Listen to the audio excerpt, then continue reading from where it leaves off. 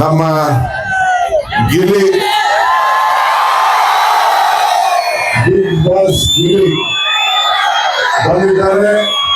ನಮ್ಮ ಎಲ್ಲ ಕನಕಪುರದವ್ರ ಪರವಾಗಿ, ಕನಕೋತ್ಸವದ ಪರವಾಗಿ ಅವರಿಗೆ ನಾನು ಅಭಿನಂದನೆ ಸಲ್ಲಿಸ್ತಾ ಇದ್ದೇನೆ. ನನ್ನ ಪರವಾಗಿ, ಕನಕೋತ್ಸವ ಪರವಾಗಿ ಇವರೆಲ್ಲರೂ ಕೂಡ ಅಭಿನಂದನೆಗಳು.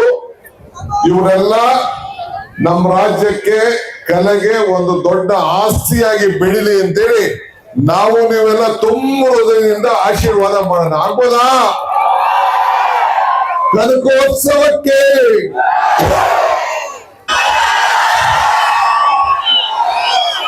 ಎಲ್ಲ ಚೆನ್ನಾಗಿದ್ದೀರಾ? ನಿಜವಾಗ್ಲೂ ಒಂದ್ ಹೇಳಬೇಕು, ನಮ್ಮ DK ಸಾಹೇಬ್ರು ಫೋನ್ ಮಾಡ್ಬಿಟ್ಟು ಮಿಸ್ ಮಾಡಿದ್ರು.